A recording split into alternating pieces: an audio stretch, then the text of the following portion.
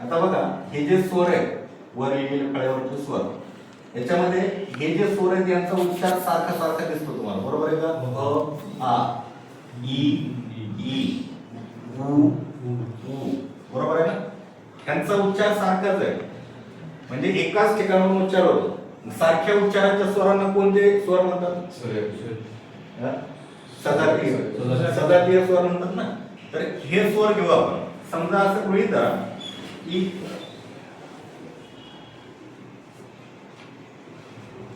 इथला वर्ण अ आहे किंवा आ आहे असं गृहीत धरू, आणि त्याच्या पुढे आलेला इथला वर्ण तो पण अ किंवा आ आहे असं गृहीत धरू. समजा अ किंवा आ च्या समोर अ किंवा आ आला तर त्याचा काय तयार होतो? आ तयार होतो, म्हणजे मोठा वर्ण तयार होतो. दोघांपैकी असलेला मोठा कोणता आहे? आ. किंवा लहाना ई किंवा मोठा ई, म्हणजे पहिल्या ठिकाणी लहाना ई किंवा मोठा ई आला आणि त्याच्याही समोर लहाना ई किंवा मोठा ई आला तर त्याचा काय तयार होतो? मोठा ई तयार होतो, दीर्घ ई तयार होतो. आता हे एकाखाली एक पण लिहिता आले असते, भरपूर नियम तयार होतात असे. अ अधिक अ बरोबर आ, अ अधिक आ बरोबर आ अधिक अ बरोबर आ, आणि आ अधिक आ बरोबर आ, असं भरपूर लिहिण्यापेक्षा आपण डायरेक्ट मध्ये आडवी रेष ओढून लिहिली. आणि उ मध्ये बघा लहाना उ किंवा मोठा उ यांच्या समोर लहाना उ किंवा मोठा उ जर आला तर दोघांपासून काय तयार होणार आहे? मोठा उ तयार होणार, बरोबर आहे. मग आता हे जे समोरासमोर जे स्वर आले त्यांना कोणते स्वर म्हटले होते सर? आता सजातीय स्वर. म्हणून ह्या संधीला एकतर सजातीय स्वर संधी म्हणा किंवा दीर्घत्व संधी. राईट. इथं जे तयार झालेले स्वर आहेत हे दीर्घ तयार झाले है ना, मोठाले तयार झाले, म्हणून याला दीर्घ स्वर संधी म्हणा, दीर्घ स्वर संधी किंवा दीर्घत्व स्वर संधी म्हणा. ठीक आहे, असे याचे दोन नाव. याची उदाहरण वगैरे तर बघूतच. पुढचा प्रकार बघा, पाचही बघा, नंतर मनानं तुम्हीच उदाहरण वगैरे अरेंज करून लिहिले किंवा मी जरी दिले तर पाच पैकी कुठं टाकायचं तरी तुम्हाला लक्षात येईल. समजा आता मागं पुढे जायला, समजा मागं पुढे म्हणजे कसं? समजा अ किंवा आ च्या समोर इथं ई किंवा ई आला, याचं काय तयार होईल? मोठा ई. आता वेगवेगळे येते. हा बिजाती आहे, बरोबर आहे ना. याच्या समोर जर ई ई आला तर याचं काय तयार होणार आहे? ए तयार होणार आहे. किंवा अ आ च्या समोर उ किंवा उ आला काय तयार होणार आहे? ओ ओ तयार. आणि अ किंवा आ च्या समोर ऋषीचा रू आला तर त्याचा काय तयार होणार आहे? अर तयार होणार. आता हे उच्चाराला कसे स्वर आहेत? विजातीय. म्हणून ह्या संधीला एकतर विजातीय स्वर संधी म्हणा किंवा कोणतं दुसरं नाव आहे याचं? गुणादेश स्वर संधी म्हणा. गुणादेश. त्याच्या उदाहरण वगैरे पुन्हा बघूतच आपण. तिसरा प्रकार बघा, समजा जवळजवळ येणारे जे दोन वर्ण आहेत, इथला एक वर्ण आणि या ठिकाणचा वर्ण, इथं समजा ई किंवा ई आला, बरं का? ह्या स्वरामध्ये चालू आहे सगळा कार्यक्रम इकडच्या, इकडच्याच काही थोडं काम नाही राहत. त्यानंतर उ किंवा उ आला किंवा ऋषीचा रू आला किंवा रू आला आणि ह्यांच्या समोर कोणताही स्वर येऊ द्या, ह्यांच्या समोर कोणताही स्वर येऊ द्या, फक्त तो स्वतः सोडून तो स्वतः जर आला तर मग तो इकडे जाईल. ई च्या समोर ई आला तर तो दीर्घ स्वर मध्ये जाईल. पण याच्यामध्ये हा सोडून दुसरा कोणता जर स्वर आला यांच्या समोर तर काय तयार होतं बघा. ई च्या समोर कोणताही स्वर आला तर त्याचा काय तयार होतो? गाईचा य. उ च्या समोर कोणताही स्वर आला तर त्याचा तयार होतो व. रू च्या समोर कोणताही स्वर आला तर र तयार होतो आणि रू च्या समोर कोणताही स्वर आला तर ल तयार होतो, बरोबर आहे. बरं, ह्या य र ल व यांना काय म्हणतात? कोणते? अर्धस्वर, बरोबर आहे. म्हणून ह्या संधीला अर्ध स्वर संधी असं म्हणा, किंवा याचं दुसरं नाव यनादेश, यनादेश स्वर संधी म्हणा. किंवा आणखी एक प्रकार बघा,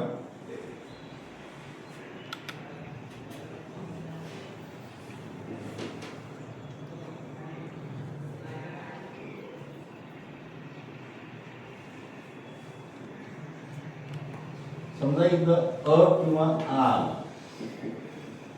किंवा तो इथं जवळ यायला पाहिजे होता, लक्षात आला असता. याच्या समोर ए किंवा आला आणि याच्या समोर ओ किंवा आला, तर ह्या दोघांपैकी वृद्ध, वृद्ध म्हणजे म्हातारा, म्हातारा म्हणजे मोठा, कोणता असेल? ऐ. आणि ह्या दोघांपैकी वृद्ध कोणता आहे? औ तयार होतो. बरोबर आहे. तयार होणारे वृद्ध तयार होत आहे, म्हणून याला वृद्धत्व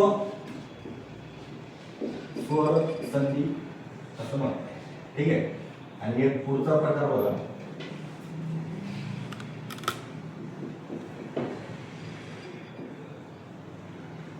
आता हे संयुक्त स्वर जे इथं ए आला किंवा ऐ आला किंवा ओ आला किंवा अ आला, ह्याच्या समोर कोणतेही स्वर येऊ द्या, ह्याच्या समोर कोणतेही स्वर येऊ द्या. बघा सध्या आता एकत्र घेतल्यामुळे लवकर लक्षात नाही येणार, पण उदाहरण सुरू केली की तुम्हाला लक्षात येईल सगळं. एच्या समोर जर कोणताही स्वर आला, कोणताही स्वर येऊ द्या एच्या समोर, त्याचा अय तयार होतो. ऐच्या समोर कोणताही स्वर येऊ द्या, त्याचा आय तयार होतो. ओच्या समोर कोणताही स्वर येऊ द्या, व तयार होतो. बरोबर आहे. आणि औच्या समोर कोणताही स्वर येऊ द्या, त्याचा आव. अशा पद्धतीने तयार होतं. याला कोणती संधी म्हणायची? हे चार जण कोण आहेत? म्हणून याला संयुक्त स्वर संधी म्हणतात. संयुक्त स्वर संधी. आता याची उदाहरणं बघू.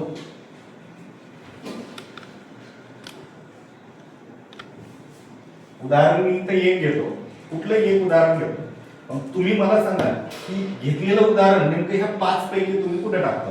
हे पाच पर्याय समजा, हा पहिला पर्याय, हा दुसरा पर्याय, हा तिसरा पर्याय, हा चौथा पर्याय, हा पाचवा पर्याय. समजा बघा असा एक शब्द आहे, गुण अधिक आदेश, बरोबर शब्द तयार झाला, गुणादेश. आता गुण मध्ये शेवटचं काय या ठिकाणी? आणि आदेश मध्ये पहिला काय? आ. अ अधिक आ तयार काय झालं या ठिकाणी? आ है ना. अ अधिक आ बरोबर आ तयार झाला. गुण अधिक आदेश बरोबर गुणादेश. ही जी संधी आहे किंवा हा जो शब्द आहे गुणादेश, त्या पाच पैकी कुठे टाकतात? एक नंबर मध्ये, सदातीय मध्ये. ठीक आहे.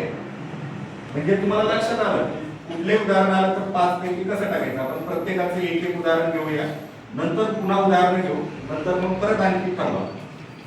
बघा आता घेतलेले परत उदाहरण केले, चंद्र अधिक अस्त. चंद्र मध्ये शेवटचं कोण आहे? आणि अस्त मध्ये पहिला अ अधिक अ काय होणार आहे? चंद्र अधिक अस्त बरोबर काय तयार होईल? चंद्रास्त. बरोबर आहे ना. किंवा सूर्य अधिक अस्त. सूर्यामध्ये शेवटचं कोण आहे? अस्त मध्ये कोण आहे? दोघांचं काय होणार आहे? म्हणजे शब्द काय तयार झाला? सूर्यास्त. आता हा शब्द बघा, परी अधिक इच्छा. आता परी मध्ये पहिली वेलांटी आणि इथं दुसरी वेलांटी, या दोघांपासून काय तयार होईल? ई अधिक ई बरोबर मोठी. मग परीक्षा शब्द हा बरोबर राहील का? तो चुकीचा होईल, कारण रीला ने कोणती वेलांटी यायला पाहिजे? दुसरी वेलांटी, म्हणून रीची वेलांटी दुसरी. परीक्षा हा शब्द असा तयार होईल. बरोबर आहे. आणखी बघा, गुरु अधिक उपदेश. गुरु मध्ये आता हा जो र आहे, र ला जर नुसता असं जर केलं तर हा पहिला उकार असतो, आणि र ला जर इथं गाठ मारली तर हा दुसरा उकार असतो. इथं पहिला उकार आहे म्हणजे पहिला उ, उपदेश मध्ये पहिला उ, मग लहान उ अधिक लहान उ काय तयार होईल याचा? मग गुरु अधिक उपदेश कोणता शब्द तयार होईल? बरोबर आहे का? गुरु उपदेश गुरु उपदेश याच्यात काय करावं लागेल? र ला दुसरा उकार म्हणजे र ला गाठ मारावी लागेल. एवढ्यावर चुकत उपदेश है ना? हे लक्षात ठेवा इथं गाठ आली पाहिजे गुरुपदेश मध्ये. गुरुपदेश अशा पद्धतीने अ अधिक अ बरोबर आ, इथं पण अ अधिक अ बरोबर आ, ई अधिक ई बरोबर ई, कोणती ई असू द्या पण येणारा गॅरंटी ही दुसरी पाहिजे. येणारा उकार हा दुसरा पाहिजे. भरपूर शब्द आहेत आपण प्रॅक्टिस मध्ये पुन्हा घेऊ दिला. ह्याचे काही उदाहरण होऊ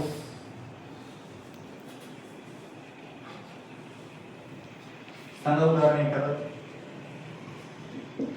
गण अधिक ईश, गणामध्ये कोण आलेला आहे बरं शेवटचा? बाणाचा न नाही सांगायचा, याच्यामध्ये कोण लपलेलं आहे आणि त्याच्या पुढे कोण आलाय? ई. मग अ च्या पुढे जर ई आला तर त्याचं काय तयार होतो? ए. ए तयार होतो म्हणजे मात्र तयार होतो. गण अधिक ईश बरोबर गणेश है ना. त्यानंतर प्रश्न अधिक उत्तर. प्रश्न मध्ये शेवटचं कोण आहे? आणि उत्तर मध्ये पहिलं उ. मग अ च्या पुढे जर उ आला तर काय तयार होतो? ओ. मग प्रश्न अधिक उत्तर काय तयार होईल? प्रश्नोत्तर. आता याची फोड करून दाखवली असते सगळी पण ऑलरेडी आपण एकदा पाहिलेली, त्याच्यामुळे त्याच्यात जास्त टाइम घालण्यापेक्षा डायरेक्ट घेऊ आपण.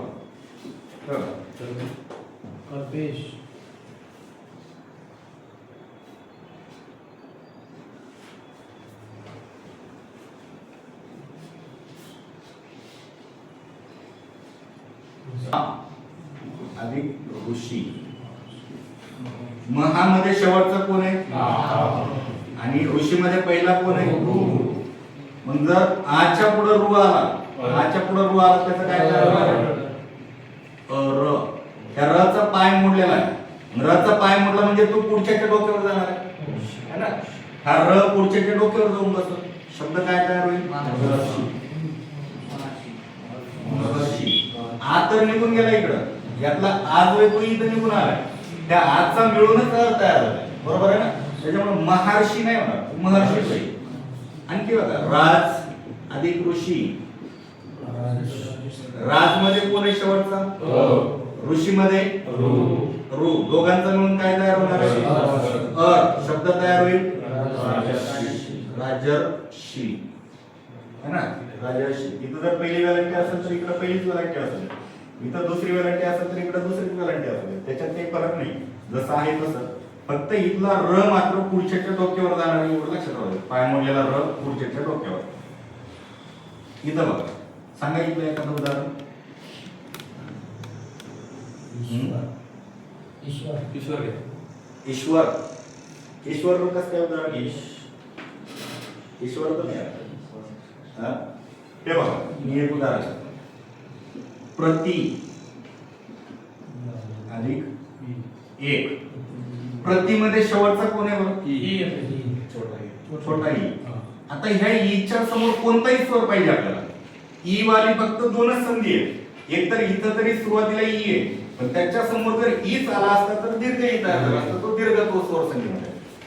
दुसरा इथं ई आहे, ईच्या समोर कोणताही स्वर येऊ द्या, कुठलाही स्वर आला तर ह्या ईचं रूपांतर कशामध्ये होणार आहे?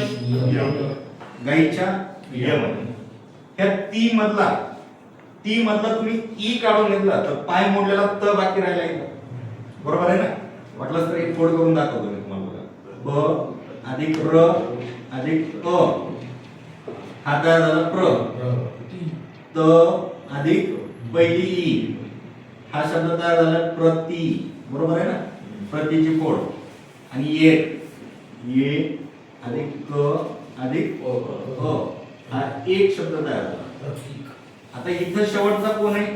आणि त्याच्या पुढे कुठला का होईना स्वर आला. मग ईच्या पुढे स्वर आला तर ह्या दोघांचं मिश्रण कशामध्ये तयार होते? गाईच्या य मध्ये. मग आता बाकीचं तशाच तसं टाकून देऊ. सुरुवातीला संधीमध्ये मी सांगितलं होतं की इकडच्याच काही काम नसतं संधीमध्ये, इकडच्यांचं काही नसतं, ते जशाच तसं राहतं. संधी फक्त ह्या दोघांमध्ये होते. मग प्र प र अ त्याचा तयार झाला प्र. हा पाय मोडलेला तर तशाच तसा राहू द्या.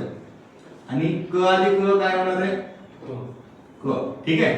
मग प्र त त मध्ये त्याच्या पुढे य आहे म्हणजे हे काय होणार? दोघे एकमेकांमध्ये जोडल्या जाणार आहेत. बरोबर आहे, जोडल्या जाणार आहेत. हे ये आहे म्हणजे तिथं एक मात्र येणार आहे.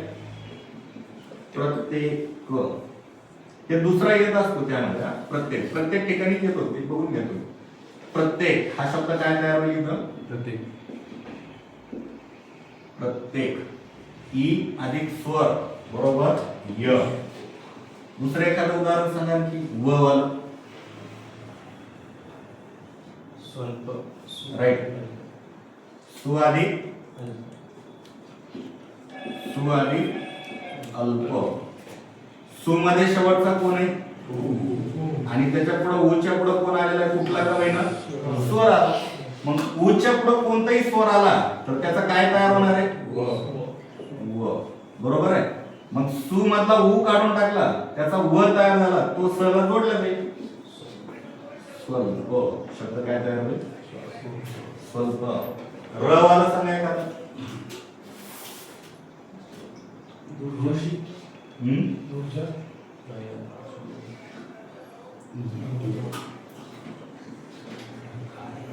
मातृ अधिक आज्ञा. तृ मध्ये शेवटचा कोण आहे? रू. तृ मध्ये रू आहे शेवटचा. आणि इकडे कोणता का होईना स्वर आहे.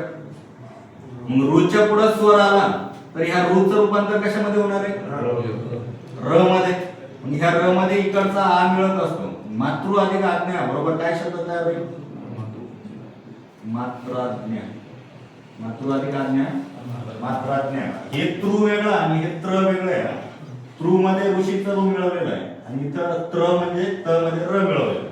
मात्राज्ञा. पितृ अधिक आज्ञा पित्राज्ञा. ह्याचं सांगा. ऋडूवाला. ऋडूवाला पण एक शब्द आहे बघा, नेमकं मला आठवत नाही. म्हणजे याच्यावर एकच उदाहरण आहे. हा असा शब्द येतो लू. अभियुक्त आकार. क्लुप्त तर तो शब्द आहे हा ल. बरोबर आहे. त्याच्यामध्ये इकडचा आ मिळणार आहे म्हणजे शब्द काय तयार झाला? लाका. लू आणि आकार बरोबर लाका. अशा पद्धतीने तो शब्द तयार आहे. बघून घ्या, लक्षात येते का संधी? म्हटलं तर ह्या दोघांचा आपण 2-5 मिनिटाचा ब्रेक घेऊ. ब्रेक मध्ये हे एकदा पाहून घ्या सर. ह्याच्यात काही विचारायचं असेल किंवा तुमच्या मनाने एखादं तुम्हाला उदाहरण सुचलं, चुकीचंही असलं चालतं, कोणतंही सांगा, आपण बसून बघू कुठं बसतंय. किंवा मग हे घ्यायचं तर 5 घेऊ, नंतर तुम्ही उदाहरण सुचवा. ते कशातले असो, स्वर संधी विसर्ग किंवा ह्यातले कुठं बसतं ते बघू आपण चर्चा करू. बघा आजच्या पुढे जरी ये आला तरी त्याचं काय होणार आहे? ऐ. सदा अधिक येव बरोबर सदैव असा शब्द आहे. याचं वन अधिक औषधी. वन न मध्ये कोण आहे? अ. औषधी मध्ये कोण आलेला आहे? औ. म्हणजे याचा तयार पण काय होणार आहे? औ. म्हणजे शब्द तयार होईल वनौषधी. वनौषधी. किंवा बघा गंगा अधिक ओघ. गंगा मध्ये शेवटचा कोण आहे? आ. इथं ओघ मध्ये पहिला कोण आहे? ओ. आ प्लस ओ काय तयार होणार आहे याचा? औ. म्हणजे शब्द काय तयार होईल इथं? गंगौघ. गंगो. एक काना 2 मात्रे तयार होईल. गंगोघ. बघून घ्या. आता इथलचे शब्द बघा. ने अधिक न. परीक्षेला ह्या याच्यावर विचार करा, आला तर ह्या संधीवर एक प्रश्न येतो, ने अधिक अन. हा, आणि हा भरपूर वेळा आलेला आहे हा शब्द, पोलीस भरतीला तरी शक्यतो हा येतोच. ने मध्ये शेवटचं कोण आहे बघा, न ची फोड करून बघा, न अधिक ए, बरोबर आहे. म्हणजे शेवटचं कोण आलं इथं, ए. आपण डायरेक्ट ए, आणि त्याच्या पुढं कुठला का वैन स्वर आला, बरोबर आहे ना. मग ए च्या पुढे स्वर आला तरी आता काय तयार होतो, अय, बरोबर आहे ना. मग ने अधिक अन, त्या ने मधला ए काढून घेतला, फक्त आपल्याकडे काय राहिलं हातामध्ये, बाय मोडलेला न. अ पण निघून गेला, शेवटचं काय राहिलेलं आहे, न. या दोघांचं मिळून काय होणार आहे, ह्या दोघांचं मिळून अय, इथं मध्ये अय टाकून देऊ आपण. न मध्ये जर अ मिळवलं तर काय होईल, न, बरोबर आहे. म्हणजे पूर्ण शब्द तयार होईल, न य न.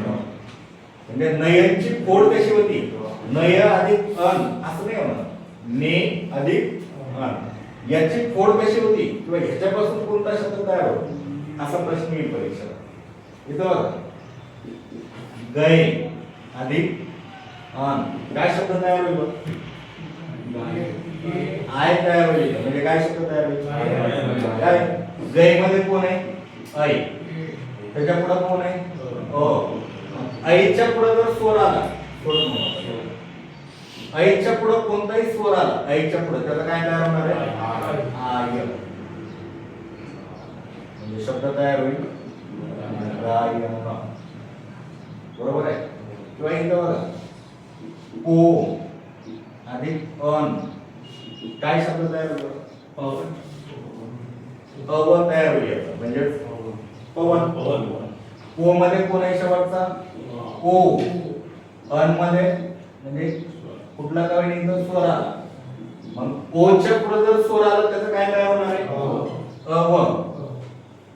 शब्द तयार होईल पवन, पवन, कारण यातला ओ तर निघून गेला होता, त्याचाच अव तयार होतो. म्हणजे राहिला पवन, पवन. आणि शेवटचं आहे पव अधिक अन, काय तयार होईल, पावन. पव मध्ये कोण आहे, औ, आणि अन मध्ये स्वर. मग औच्या पुढे स्वर आला तर त्याचं काय होणार आहे, आव, आव तयार. म्हणजे पव, पव मधला औ काढून फक्त प राहिला, प मध्ये आ टाकला, झाला पा, पुढचा वन, पावन. बघून घ्या ही स्वर संधी आणि हे त्याचे 5 प्रकार. एकदा सगळं लिहून घ्या तशाच तसं, संधीचे नावे टाका, एका साईडला एकच द्या तुम्ही वहीमध्ये, नंतर आपण आता प्रॅक्टिस घेऊ याची. हे झालं समजून सांग, आता घेऊ प्रॅक्टिस. जशाच तसं लिहून घ्या.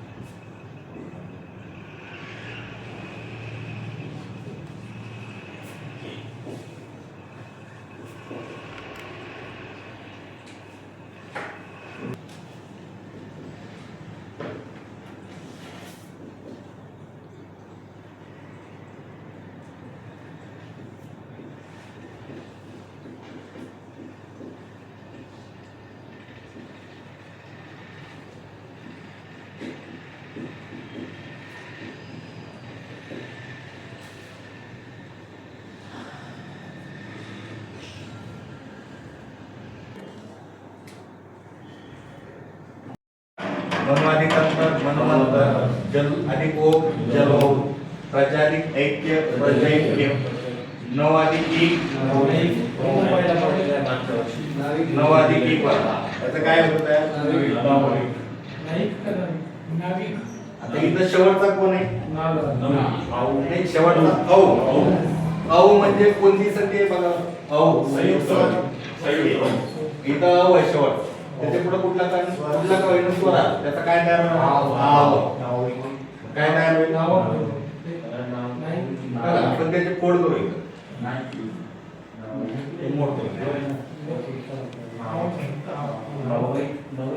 यातला कुठलाही शब्द सांगा, समजा सर हा नाही लक्षात आला, आपण डायरेक्ट कोड करून बघू. आता 9 अधिक ई. कुठल्याही संधीमध्ये शेवटचा स्वर त्यात राहतो, इनबिल्ट राहतो तयार होणाऱ्या शब्दामध्ये. न मध्ये न एक आहे आणि अ एक आहे, बरोबर आहे ना. हा पहिला शब्द न अधिक अ बरोबर 9 तयार झाला. हा 9 असा तयार होतो. आणि त्याच्या पुढे काय एक ई अधिक क अधिक अ एक तयार झाला.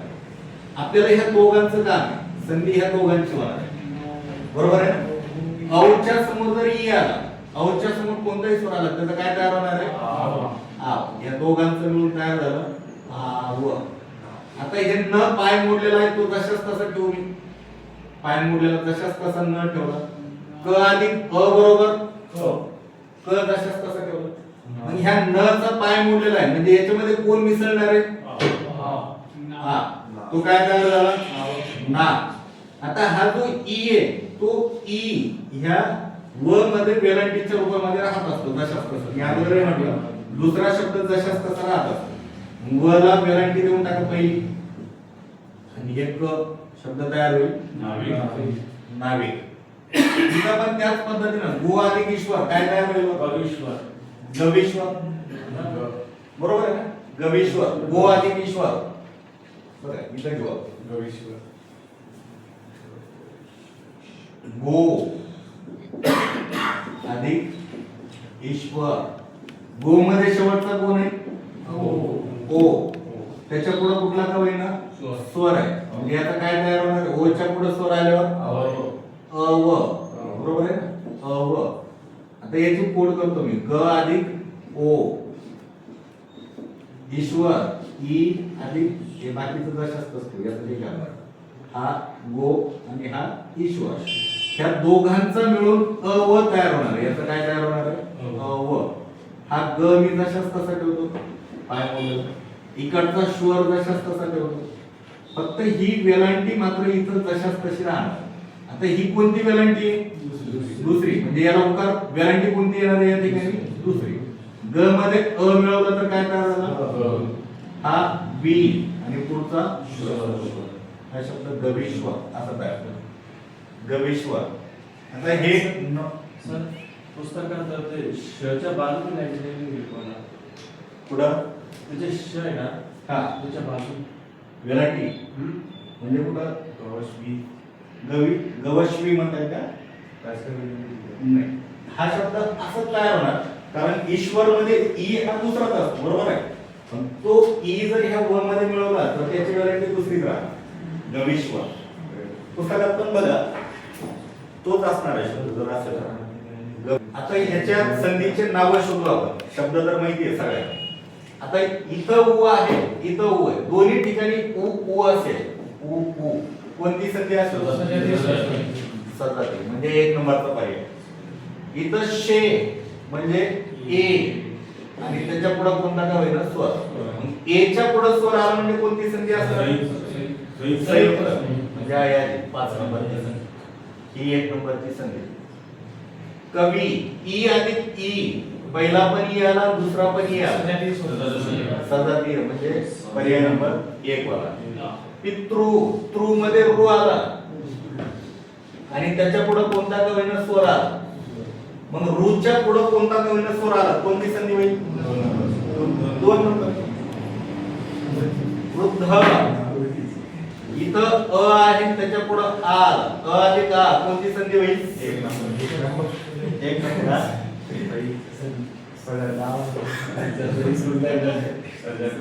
नाही आता इथं लिहायला जागा नाही म्हणून तुमच्याकडे लिहिलेलं म्हणून मी ते डायरेक्ट पर्याय लिहितो. मोडला ना आपण हे बघण्यासाठी म्हणून टाकला नाही तर लक्षात आलं. आता प्रति मध्ये कोण आहे ई आणि त्याच्या पुढे कोणता का होईना स्वर आला. मग ईच्या पुढे स्वर आला म्हणजे कोणती संधी असेल 3 नंबरचे अर्ध स्वर.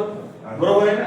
ईच्या पुढे स्वर आला म्हणजे त्याचा ये होणार आहे गाईचा ये अर्ध स्वर संधी 3 नंबर पर्याय. भानु अधिक आदेश उ च्या पुढे स्वर आलाय तो पण अर्ध स्वर संधी 3 नंबरचा पर्याय. अर्ध स्वर किंवा अर्ध स्वर संधी अर्ध स्वर क्या उ च्या पुढे स्वर यनादेश. इथं पण उ आहे त्याच्या पुढे कोणता का होईना स्वर स्वरादी आलेला उ च्या पुढे स्वर स्वरादी आला तोही अर्ध स्वर संधी जल अधिक ओघ, अच्या पुढं ओ आलं. म्हणजे हा वृत्तादेश स्वर संधीचा प्रकार आहे. पर्याय क्रमांक 4. प्रजा अधिक ऐक्य, इथं पण आच्या पुढं अय आला. हा पण वृत्तादेश स्वर संधीचा प्रकार म्हणजे 4 नंबर. 9 अधिक एक हे दोघं जण पाहिले तर 5 नंबर पाहिजे. ठीक आहे. कुठलाही शब्द ना सर हा शब्द आहे कोणत्या प्रकारात बसवायचा आणि कशी फोड करायची आपण चर्चा करू. असेल व्यंजनाची माहिती पाहू. किती एक व्यंजन टोटल 34. त्याच्या आपण 5 गटात वर्गीकरण केलेले. त्यातला पहिला गट तेवढा बघू आपण. कोणता? किती आहे स्पर्श व्यंजने? 25. ह्याचे 3 गटात वर्गीकरण केलेले बरोबर आहे का? कोण कोणता? कठोर, मृदू, कठोर, अनुनासिक, मृत्यू आणि अनुनासिक. याला पंचमवर्ग म्हणतात. कठोर मध्ये कोण कोण येतात? क. पहिले 2 जण कठोर, दुसरे 2 मृदू, मृदू आणि शेवटचा पंच. च छ कठोर, ज झ मृदू, न हा पंच. त्यानंतर ट ठ ड ढ त्यानंतर त थ द ध आणि न न प फ ब भ आणि म. त्या 5 जणांना काय म्हणायचं इकडच्यांना? अनुनासिक. हे कठोर किती आहे टोटल वर्णमालेत? कठोर 13 आहे सर. 13. हे किती आहे तिथले? 10. याच्यामध्ये 3 स श आणि श हे टोटल मिळून किती झाले? हे 13 काय झाले? हे कठोर. टोटल वर्ण किती आहेत? म्हणजे व्यंजन टोटल व्यंजन वर्ण टोटल वर्ण 52. ह्या 52 पैकी हे 13 काढून टाका. ह्या 52 पैकी हे 5 काढून टाका. 52 पैकी 2 क्षयवज्ञवाले काढून टाका. उरलेले जे काही शिल्लक राहतील ते सगळे काय? मृत्यू.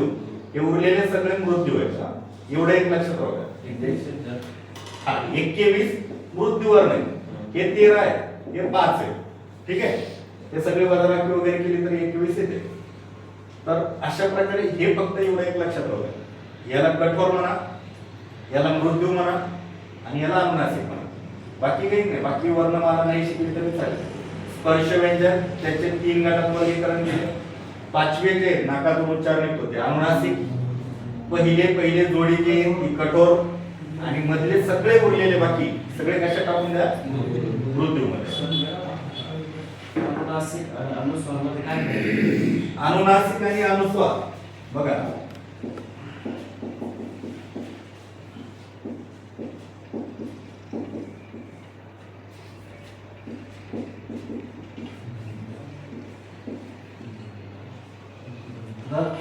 हे सोडून द्या. हा शब्द बरं का? किंवा हा घेऊ आपण. हा घेऊ.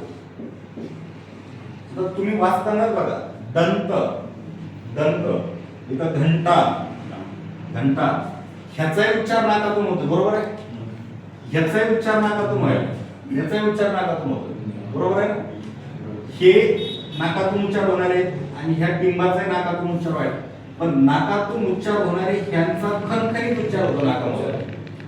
खणखणीत घंटी वाजल्यासारखा खणखण आवाज होते नाकातून. मग जे नाकातून उच्चार होणारे खणखणीत उच्चाराचे वर्ण असतात त्याला म्हणायचं अनुस्वार, जे डोक्यावर दिलेले असतात. नदी म्हटल्यावर असा काही खणखणीत उच्चार व्हायला का? सॉफ्ट उच्चार व्हायला. गण सॉफ्ट उच्चार होतो. मग जे नाकातून उच्चार होणारे सॉफ्ट उच्चार असतात सौम्य उच्चाराचे त्याला म्हणायचं अनुनासिक. हे झाले न हे जे 5 आहे त्याला अनुनासिक म्हणा.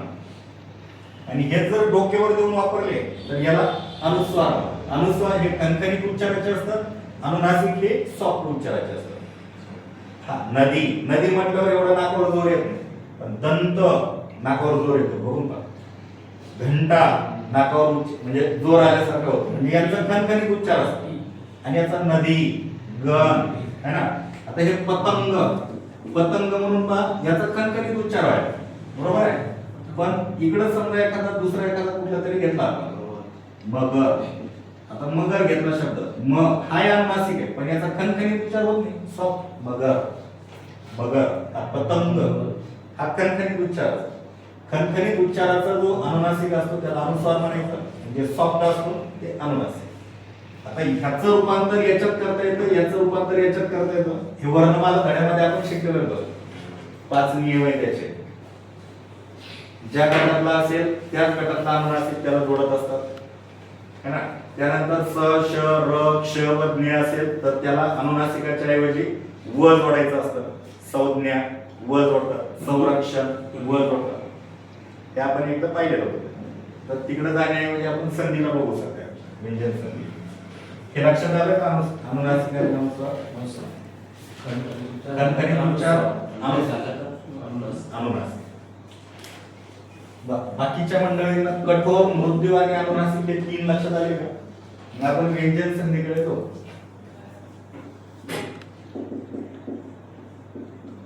व्यंजन संधी याचे 5 उपप्रकार आहेत. जसे स्वराचे होते याचे 3 उपप्रकार अगोदर बघू आपण. 3च, 2 उरलेले नंतर बघू.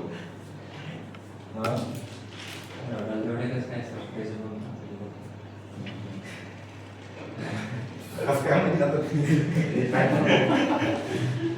कसं काय म्हणजे काय सांगितलं? हा अनुनासिकावरून येणार आहे.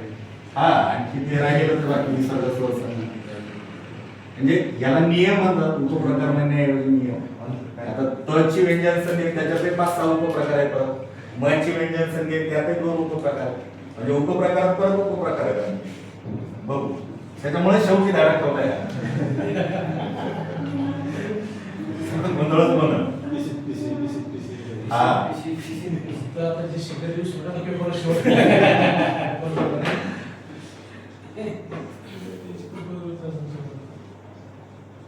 बरोबर. आता संधी म्हणजे हे बघायचं का? बरोबर आहे ना. संधी म्हणजे ह्या इकडच्याचं काही काम नाही, इकडच्याचं काही काम नाही. संधी म्हणजे हे बघायचं काम. बरोबर आहे. आता व्यंजन संधी म्हणजे इथे येणारा वर्ण काय असणार आहे आपला? इकडचं काही असतं, याचं काही व्यंजन नाही. पहिला काय असणार आहे? व्यंजन. इथं पण पहिला काय असणार आहे? कारण व्यंजन संधी उपप्रकारात जाऊ आपण. उपप्रकार कसे काय कसं ठरवायचं ते नंतर बघू. पण इथं येणारा व्यंजनच असणार आहे. इथं येणारा व्यंजन आणि इथे येणारा व्यंजनच असणार आहे. बरं, ह्याही व्यंजनामध्ये नेमकं कोणता व्यंजन असतो माहितीये का? इथं येणारा 100% स्पर्शित व्यंजन असतो. इथे येणारा 100% स्पर्शच आणि इथे येणारा 100% स्पर्शित व्यंजन असतं. स्पर्श म्हणजे किती जणांपैकी? 25. स्पर्श व्यंजने किती आहेत? 25.